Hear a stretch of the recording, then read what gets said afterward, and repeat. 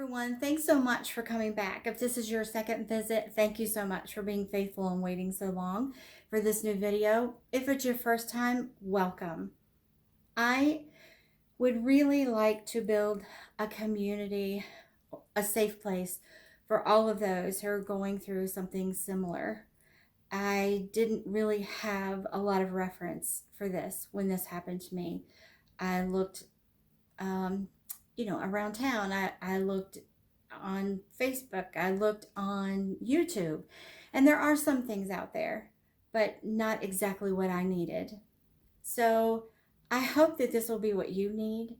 I hope that you can join our community and we can be a strong, safe place for you.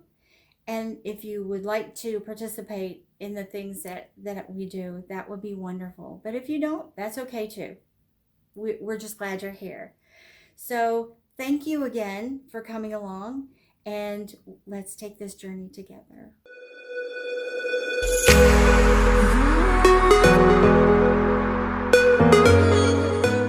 So I thought it might help get to know each other a little better if you knew a little bit more about me, so you would understand how and why I handle things the way that I do. I grew up pretty much in a middle class home. Uh, Amazing parents and grandparents. I have one brother, one sister, and pretty much I had everything I wanted as a child. I'm sure there were some people who had a better childhood than I did, but I don't know them personally. So I'm so grateful for the childhood that I had, and it really helped shape me in the way that I deal with things all through life. I know as a very young child, as far back as I can remember, my grandfather was the pastor of our church. And I spent so much time with him, and he spent so much time teaching me about the love of God and how to handle things. And I didn't know it at the time. But as life has gone on, I have fallen back on those skills over and over and over. So I guess when you reach a specific point in your life, a life changing event, such as the death of a spouse, which by the way is rated 100 on the life stress scale, you it takes you to a whole new level of what it means to trust God. And I'm not going to lie and say I didn't have my doubts, that I didn't get mad at God a few times, but he never left me, and he will never leave us. So I just wanted to give you a little bit of background about me. So when we go through these different points in our journey, you will understand why I depend on God so much.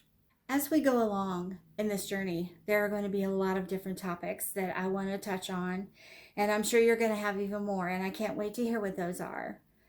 But one of the things that I think struck me most was how your life just stays in a tailspin for a while. I know the day my husband died, you just have so many things on your mind, and your financial part of it is the least that you want to think about. But eventually that does come around. And I know that it says in the statistics that poverty is the hallmark of widowhood, which to me is incredibly sad that we work, side by side with our husband all this time, and then financially, for most women, it just doesn't end up the way we thought it would. Sadly for me, my husband took his own life, and because of that, his insurance did not pay. So I was left with 100% of the financial burden and less than half of the income to do it with. This is really a scary part for widows, I think, because you weren't really prepared for that. This doesn't happen to everyone. It doesn't happen to everyone, but it happens to more than you would think. So that's the last thing that you want to think about when something like this happens, because you have this overwhelming grief to deal with. But unfortunately, it is a reality. So I want to dig into that a little more, and we're going to investigate that and see how things go. So that's one of the things, if you're comfortable doing that, I would like for you to share with me how that affected you, along with everything else that you have to deal with every day, how you have to deal with things financially. Another thing we have to deal with is socially, always feeling like that third wheel, or at least I do. I have amazing friends and coworkers and family, and they go out of their way to make me feel like I'm part of that group and that I'm included. And I love them for that, but it's just not the same. So I would like to hear how you have handled some of those situations as well, of just feeling alone, even in a room full of people, people who love you, people who want you to be there, but you still feel 100% alone. So tell me how you've dealt with some of those things. Another thing that I've had to deal with is asking people for help. I'm not good at that. It's not that I think I'm better at things than other people. It's just that I think I need to handle it. So when your husband isn't there to handle those things with you, and you realize this is it, you really have to handle all of this on your own. And it's not so much the big things, it's the little things. I remember when my husband died, and I was working 3 jobs just to stay afloat, and it was pretty much 6 or 7 days a week. So sometimes the only opportunity I had to cut my grass was literally at night, like by my car lights. So I did that for the first 2 years. I mean, occasionally I did get it done during the day, but for the most part, it was late evening or night before I could get it done. And one Saturday I came home and my grass was mowed. And I thought, oh, the grass fairy was here. But later I found out it was my neighbor across the street. And he did come over and say, "You work so hard. I just couldn't watch you do that any longer." And bless his heart, he cut my grass every single week for the next 4 years until I sold my house.